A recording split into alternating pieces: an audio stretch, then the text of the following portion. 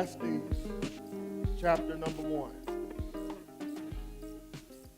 beginning with verse number 12. I'll be reading from the English Standard Version of God's Holy Word. My name is Brandon Reddick, and I am the lead pastor here at the Bridge Church, where we exist to develop fully devoted followers of Christ in a multi-ethnic context. It is our joy, our privilege, our honor to have each and every one of you with us on this morning. Obviously, you could have went to a number of different churches here this morning, but you decided to worship with us, and we don't take that lightly. So we say thank you, thank you, thank you. There is a handful of you who, for a grade, you had to be here this morning. So we thank you for being here this morning as well. We have some friends with us, from friends who are with us this morning. So thank you guys so much for being with us, and we look forward to being with you on Tuesday. Ecclesiastes chapter number 1, beginning with verse number 12. I, the preacher, have been king over Israel and Jerusalem. And I applied my heart to seek and to search out by wisdom all that is done under heaven. It is an unhappy business that God has given to the children of man to be busy with. I have seen everything that is done under the sun, and behold, all is vanity and a striving after the wind. What is crooked cannot be made straight, and what is lacking cannot be counted. I said in my heart, I have acquired great wisdom, surpassing all who were over Jerusalem before me. And my heart has had great experience of wisdom and knowledge.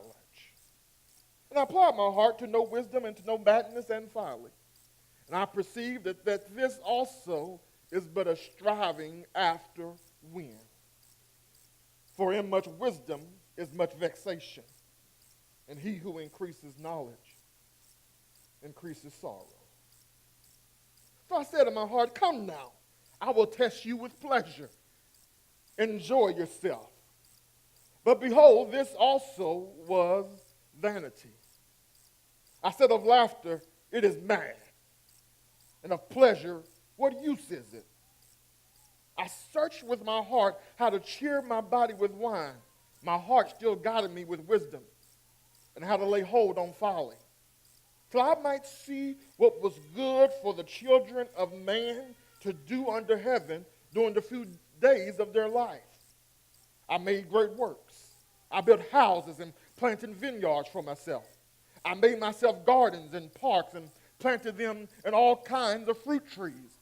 I made myself pools from which to water the forest of growing trees. I bought male and female slaves and had slaves who were born in my house. I had also great possessions of herds and flocks, more than anyone who had been before me in Jerusalem. And I also gathered for myself silver and gold and the treasure of kings and provinces. I got singers, both men and women, and many concubines, the light of the sons of man. Verse 9, chapter 2. So I became great and surpassed all who were before me in Jerusalem. And also my wisdom remained with me. And whatever my eyes desired, I did not keep from them. I kept from my heart no pleasure, for my heart found pleasure in all my toil. And this was my reward for all my toil. Then I considered all that my hands had done, and the toil I had expended in doing it. And behold, all was vanity and a striving after wind. And there was nothing to be gained under the sun. So I turned to consider wisdom and madness and folly. For what can the man do who comes after the king? Only what has already been done. Then I saw that there is more gain in wisdom than in folly, as there is more gain in light than in darkness. The wise person has eyes in his head, but the fool walks in darkness. And yet I perceive that the same event happens to all of them. Then I said in my heart, what happens to the fool will also happen to me. Why then have I been so very wise? And I said in my heart that this is also vanity. For of the wise as of the fool, there is no enduring remembrance. Seeing that in the days to come, all will have been long forgotten. How the wise dies just like the fool. So I hated life, because what is done under the sun was grievous to me. For all is vanity and a striving after wind. I hated all my toil in which I toil under the sun, saying that I must leave it to the man who will come after me. And who knows whether he will be wise or a fool. Yet he will be master of all for which I toiled and used my wisdom under the sun. This also is vanity. So I turned about, and I gave my heart up to despair over all the toil of my labors under the sun, because sometimes a person who has toiled with wisdom and knowledge and skill must leave everything to be enjoyed by someone who did not toil for it. This also is vanity and a great evil. What has a man from all the toil and striving of heart with which he toils beneath the sun? For all his days are full of sorrow, and his work is a vexation. Even in the night his heart does not rest. This also is vanity. There is nothing better for a person than that he should eat and drink and find enjoyment in his toil. This also, I saw, is from the hand of God. For apart from him, who can eat or who can have enjoyment? For to the one who pleases him, God has given wisdom and knowledge and joy. But to the sinner, he has given the business of gathering and collecting only to give to one who pleases God. This also is vanity and a striving after wind. This is the word of the Lord. Thanks be to God. You may have your seats.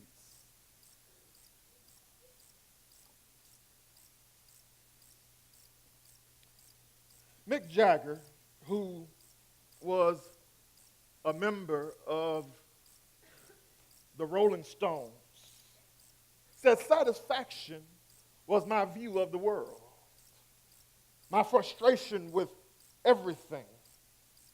He said, I became disgusted with America and its advertising syndrome, the constant barrage.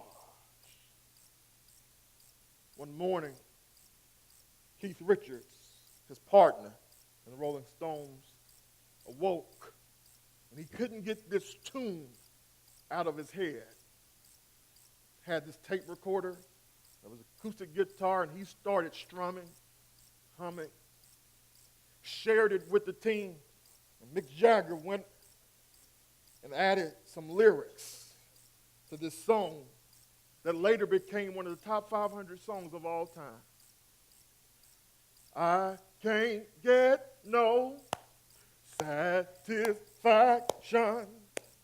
I can't get no satisfaction, 'cause I try, and I try, and I try, and I try.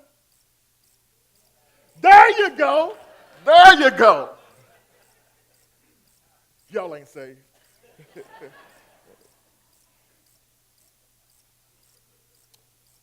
Friends, that is the tone and mood and thought of our text today. The preacher, who last week we said is King Solomon. He's the convener, the assembler, the preacher. He's on this search for satisfaction. And he's going to learn that he can't get no satisfaction out of the things of this world. And so this morning, join me as I join the preacher on this satisfaction experiment.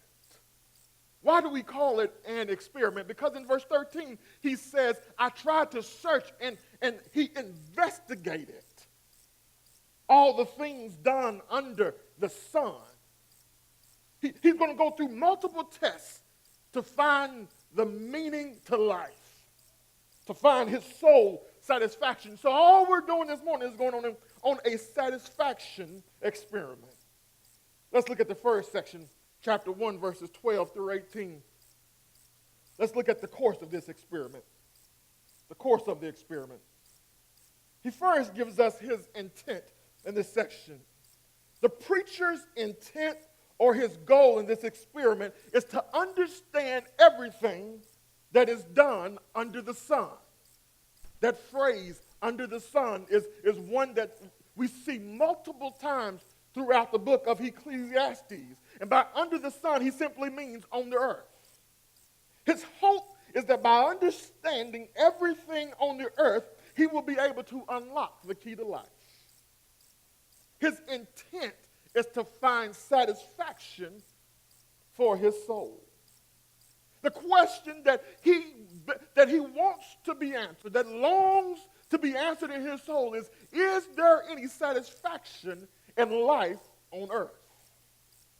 This preacher's soul is restless. He's simply searching for rest for his soul. That's the intent. What's the instrument that he will use in the course of this experiment? Verse 13, he says, I applied my heart to seek and to search out, here it is, by wisdom, all that is done under heaven. Wisdom, he says, will be the primary instrument or the primary tool for conducting this satisfaction experiment. Now watch this.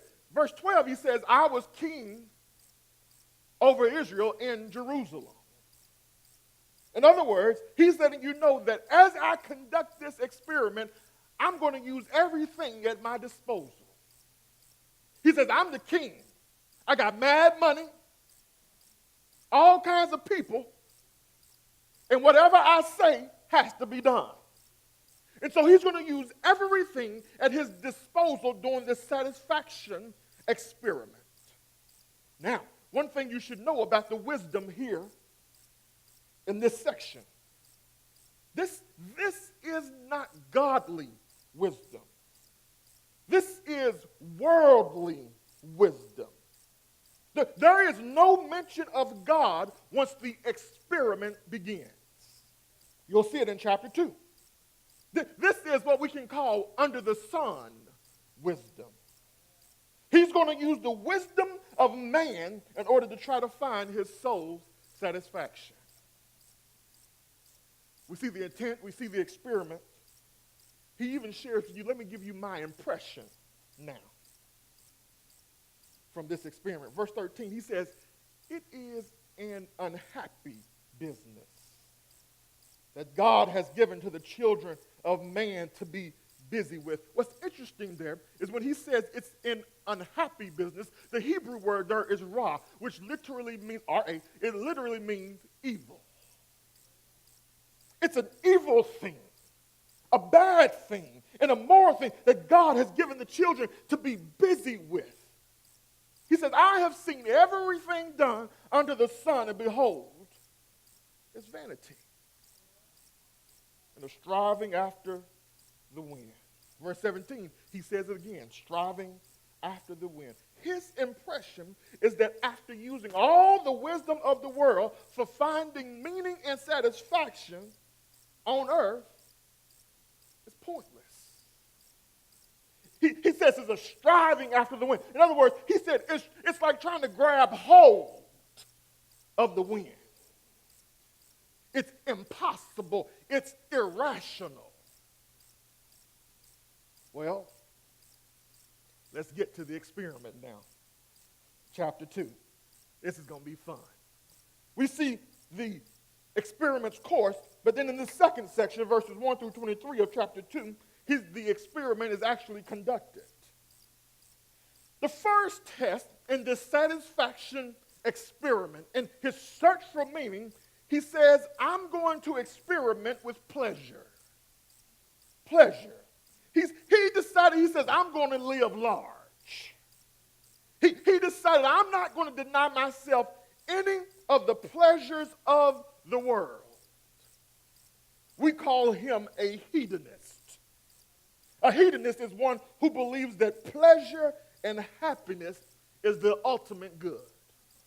Pleasure and happiness is all there is to live for. Look at what the preacher does. He makes his own personal happiness the chief end of life. The first thing he does as he pleasures himself is he says, I cheered my body with wine.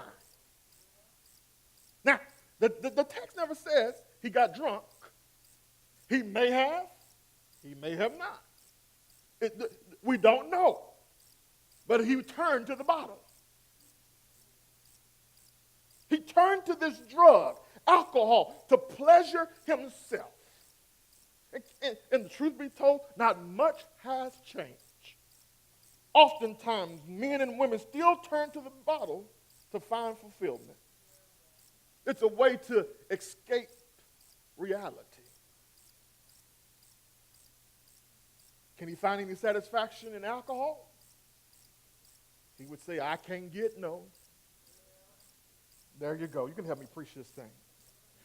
So when the alcohol wouldn't work, he says, let me start a building project. That's what we like to do. Let's build buildings. Verse 4 through 6. He says, I made great works. I built houses and planted vineyards for myself. I made myself gardens and parks and planted in them all kinds of fruit trees. I made myself pools from which to water the forest of growing trees. He lived the lifestyle of the rich and famous. This preacher made better homes and gardens. Look at this. He's an architect, a builder, an engineer, a developer. He's trying to regain paradise. This building project for the preacher was to be heaven on earth. Could he get any satisfaction? Y'all can help me preach this thing. Alcohol doesn't work. Remember, this is the pleasure part. This building project doesn't find him any satisfaction. So he says, but you know what? I've got wealth. Look at the text. Text says he bought for himself slaves, workers. And the text says that these slaves that he bought for himself ended up having children. The significance is that under Hebrew law, if a slave had a child while they were under the control of another master, the child became permanent property of the master. So even if the parents were set free, the children had to stay. So now he's growing, his wealth is growing and growing. He's got all these worker bees. He's got workers to wait on him hand and foot. Not only did he have a ton of slaves, but he said, I also had more herds and flocks than any other person that ever lived. This preacher has an unfathomable amount of money, but he still couldn't find no satisfaction. Not only did he delight himself with alcohol and buildings and gardens and possessions, hey, last but not least, let's see, physical intimacy. Since this family Sunday. Look at what it says at verse 8. He says, I had many concubines, the delights, of the sons of man. You may be sitting there saying, Brandon, what's a concubine? A side piece. See, now you know what I'm talking about. A mistress. And we know from Solomon's history that he had 300 concubines and 700 wives. That's a bad brother. The Lord, the one I have is a gift from God.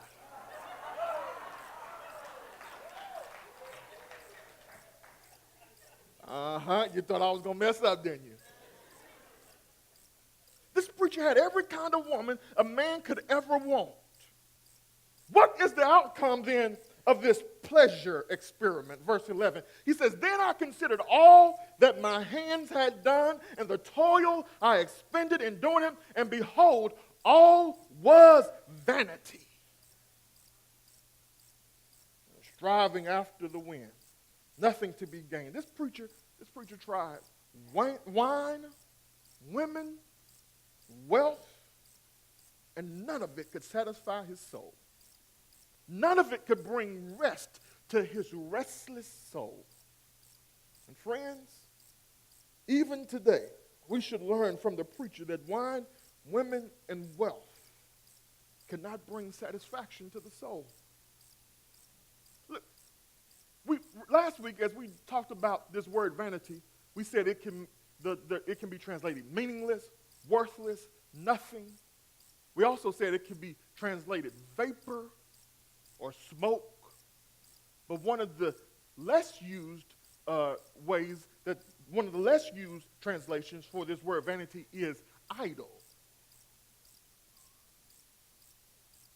Women, wine, wealth all became idols because he's got this hole in his soul. And he's trying to fill this hole in his soul with the things of this world. And he learns that they are all just smoke and vapor. Well, he says, I'm going to test myself with pleasure. He learns that that's all vanity. He says, well, let me try philosophy, since pleasure doesn't work. Philosophy, that's the love of wisdom. Verse 12, he says, so I can turn to consider wisdom and madness and folly. Now, wisdom here, remember we said this is not God's godly wisdom. This refers to the best of human thinking. As we look at verse 12, he says, I can turn to consider wisdom and madness and folly. I don't want you to think there are three things there. It's really wisdom, and it can be translated mad folly. So there's two things there. Madness and folly are synonyms. There's two things that he's considering. Here's how Eugene Peterson translates in his Message translation. He says that the preacher decided to consider what's smart and what's stupid. So what does the preacher learn from this experiment with wisdom and folly? Look at this. He starts by affirming wisdom. In verse 13 and 14, he says, then I saw that there is more gain in wisdom than in folly, as there is more gain in light than in darkness. The wise person has his eyes in his head, but the fool walks in darkness. All of a sudden, it seems like the tone of the passage changes. Because he talks about how all is stupid, how all is vanity, all is striving after the wind. And now he actually has something positive to say. He says, he gives us a brief glimmer of hope. He says, it's better to be wise than to be foolish. He says, at least if you're wise, you know where you're going. Because the foolish person walks in darkness. So it sounds like the preacher has finally found something that can give him satisfaction. And then he reflects. He zooms out and he says, let me take a big picture view. As soon as he gives us some hope, he just smashes it. He says the same event happens to them all. He makes sure we know that the wise are not exempt from negative events. The wise and the foolish have debilitating illnesses. The wise and the foolish experience suffering. The wise and the foolish experience catastrophe. Both the wise and the foolish will one day be forgotten. He says, most of all, the wise and the foolish both will die. Death, it's the great equalizer. Death is no respecter of persons. Death reminds us that life under the sun is temporary. Therefore, we can't find meaning and satisfaction from the things that are temporary. What's the preacher's conclusion? Look at verse 17. He gives us something new here.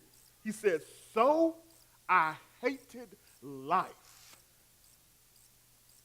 Can you hear the bitterness? Friends, this is what happens when you live life for yourself. This is what happens when you live life apart from God. You begin to hate life itself. You become depressed and you live in despair. The preacher has one simple message for us this morning. There is no meaning in life apart from God. He goes on to say, all is vanity and a striving after the wind. And how often are we too like Solomon and try to accumulate more and more wisdom, more and more knowledge? There are some people who have to be the expert in the room. They have to be the smartest person in the room. Others are preoccupied with getting degree after degree after degree. And here he is, and I know we've got students in here today, that he reminds us that there is some good, there is value in being wise. There is value in learning. But he says, don't make these good things ultimate things. If your degree defines you, he says it's vanity. It's a vapor. It will not provide satisfaction for your soul. He tries pleasure in this experiment. He tries philosophy. He says, well, let me just try to be productive then. So move from pleasure to philosophy to productivity. He says, one thing we can say about this preacher is that he's persistent. he refuses to give up. Pleasure failed him. Philosophy failed him. He says, well, I'll just try to be productive. I'm just going to work hard. He's going to work harder, try hard, because, you know, we're Americans. All you have to do to be successful in life is just work harder. He says the problem with being a workaholic is that everything you work for is going to be left to somebody else. And whoever you leave it to, you don't know if they're going to be wise or foolish. You leave your best stuff to them, next thing you know, they're having an estate sale. You've done all this work, accumulated all this stuff in life. Those knuckleheads just going to sell it. They're the very things that you've worked so hard for. And he's going to talk to us more about work later on. But he says that right now, he says the very things that you work for are going to end up being enjoyed by somebody else. So he took us the long way around to give us this finally. We see the experiment's course. We see the experiment conducted. What's the experiment's conclusion? And I'm on my way home now. We'll be right in time for the game. Now, that is not vanity. He helps us. When we heard this last week, since the answer to finding satisfaction in life, to finding meaning in life is not under the sun, the answer must be above the sun. I'm preaching up in here, up in here. His perspective changes. He takes off his worldly glasses and he puts on his eternal glasses. Verse 24, he says, there is nothing better for a person that he should eat and drink and find enjoyment in his toil. This also I saw is from the hand of God. For apart from him, who can eat or who can have enjoyment? The preacher teaches us that you can have joy under the sun. But that joy has to originate from heaven. He says you can have joy from eating and drinking and working because it's all a gift from God. Friends, God wants us to enjoy his creation. I think there are 3 lessons that the preacher desires for us to know. Then we'll be done. First, his primary point is don't live life apart from God.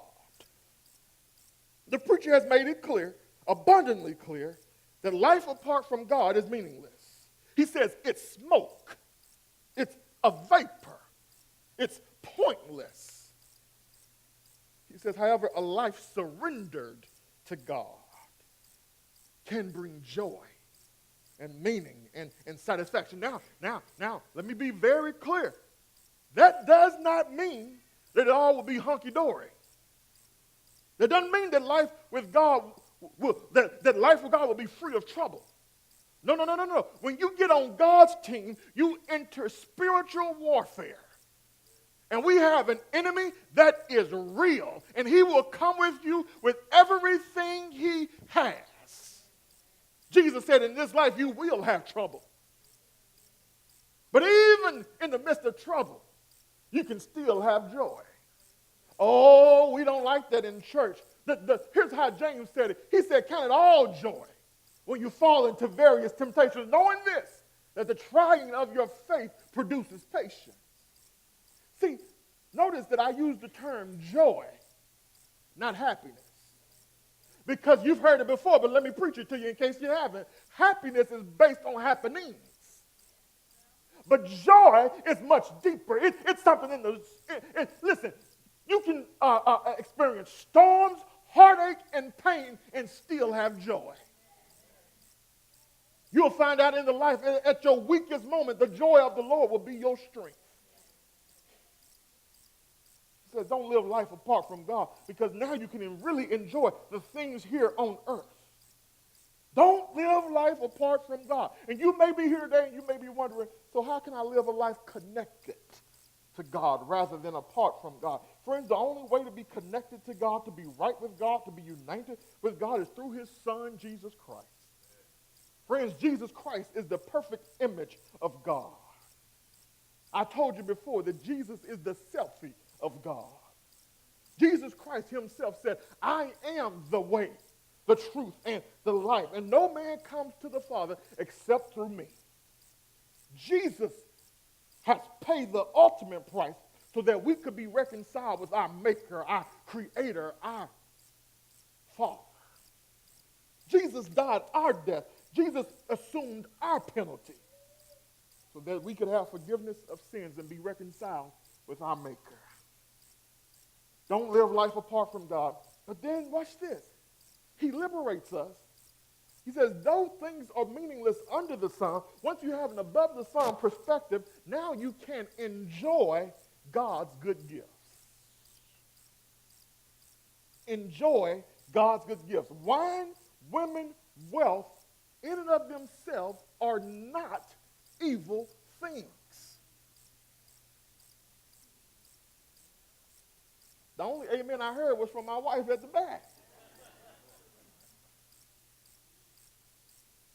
These, friends, the preacher says, are gifts from the very hand of God. God expects us to enjoy these good gifts in moderation and not abuse them. And we ought to use these good gifts according to how God has said we should use them. Think about it. Take wine. The Bible has given us boundaries about how to enjoy wine. The Bible says, don't get drunk with wine. That's the boundary. Oh, y'all like the preacher said, what now? Let me make something very clear. Everything that God has created, he gave it to us to enjoy. It's for our good and his glory. Now, we live in a fallen world. And now because we live in this fallen world and we are sinners, we take God's good things and make them bad things when we don't use them the way God has prescribed. God says, here is wine. I'm going to give it to you. Watch this. Paul, come here, Paul, come here, Paul. He's talking to his mentee, Timothy. Timothy obviously has stomach issues. I think he was lactose intolerant. And here's what he says to Timothy. A little wine is good for your stomach's sake. Okay, y'all don't like Paul. Let me see Jesus. Normally that works. Jesus is at this wedding at Cana, and they have them a good old time. Jesus has been invited to the wedding. They drinking wine, and then they run out. She liked this illustration. I'm going to her house. And they come to Jesus. Jesus, we out of wine. What are we going to do? Jesus says, fill these water pots up with some water, and Jesus turns the water into the best wine. They're like, why you wait till now? We all tipsy now, and you're going to bring out the good stuff now? These things are good when we use them God's way. Now, let me make something very clear, because I follow all these theologians and these really smart preachers and stuff on Twitter, and there is some in these theologians who believe that wine is evil and you shouldn't even sip it or anything. Now, God expects us to exercise wisdom when it comes to alcohol. If you know you can't handle it, stay away from it. Now, but we cannot take this one thing that man abuses and say we should never use it. Because if we apply that standard to alcohol, we've got to apply it to everything else. That means, men, if you're married, don't touch your wife. Because we abuse that too. Pornography. We've got to apply it. Don't eat.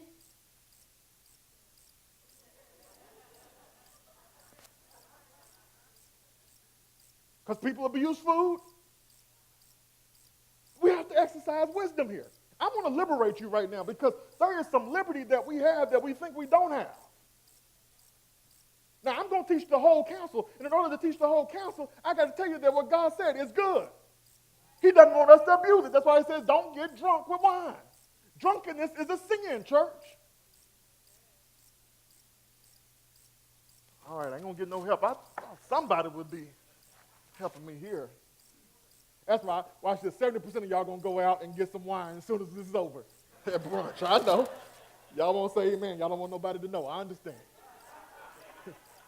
I know, we in church. But you take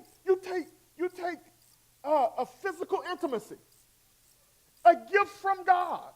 Watch this. He gave this to us before the fall ever happened. He makes man, makes woman. His first command to them is to be fruitful and multiply. Help me preach this thing, preacher. That's the first time you said something all service. However, the way that God has designed for man and woman to be fruitful is through physical intimacy. No fall, no sin on the earth, and God says, I'm giving this to you. Watch this, for my glory. And so this is what God says. He's going to give us some boundaries now. He says, I've given this to you for my glory, your good, your enjoyment, but only in marriage is the bed undefiled. Woo! Half of y'all ain't showing up next Sunday. I know. Just leave me a good offering this Sunday. Boundaries. God says, here it is. It's a good thing. I'm giving it to you, but it's to be between one man and one woman in marriage. That's how you enjoy God's good gifts. It's when we go outside of God's boundaries that these things become evil under the sun. Now let me give you some gospel, because this is one of those easy repeated sins in the church. And the preacher that preaches to you has committed the sin of not doing it within God's boundaries. Jesus died for that too. Because there are some of you, you live with this guilt and this shame. You walk around with it. Jesus died for that, baby. It has been buried, and now you can rise a new person in Christ. Listen, if I was in a chocolate church, we'd be shouting right now. That's you. Money, wealth. It's not a bad thing. It's not an evil thing. The Bible never condemns money. It's when we love it and worship it that it becomes evil and condemned. I told y'all all before, I want you to make a whole lot of money. And the church said, and I want you to tithe off after that. Amen. God has given us money. It's a good thing. He gives us money to fund his kingdom program, to share with others in need, and to provide for our household. I gave you an order, by the way. I was intentional about that. Here's where the Bible starts to condemn money. The love of money is the root of all evil. You can't serve God and money. You got to love the one and hate the other. There's no space for both in the same heart. This is what the preacher's trying to say. He's trying to tell you, when we use it, when we take these things that God has given us, they're gifts from God, he wants us to enjoy them under the sun. But we've got to enjoy them the way God has prescribed. Finally, I think the preacher wants us to please God rather than self. Where did I get that from? When we look back at the actual experiment in chapter 2, the experiment of pleasure, philosophy, productivity, here's what he says in chapter 2. Just listen to me. Listen to the pronouns. I cheered my body with wine. I built houses and gardens for myself. I made myself gardens and parks. I made myself pools. I also gathered for myself silver and gold. He was living for himself. He became the focus of his life. He became his own God. He existed to please himself. Friends, this only led to despair for the preacher. He says it's vanity. Friends, we will always be unhappy, displeased, and unfulfilled when self-pleasure is our ultimate goal. We were not created for ourselves. We were created by God for God. And we live counter to the reason for our existence when we make our own pleasure, our own good, the chief end. That's why we can never be satisfied. That's why we can never be fulfilled. The chief end of man is to glorify God and enjoy him forever. Friends, we were created to please him. We were created to worship him. And until we live life for him, our lives will be utterly meaningless. Worship team, you can come back.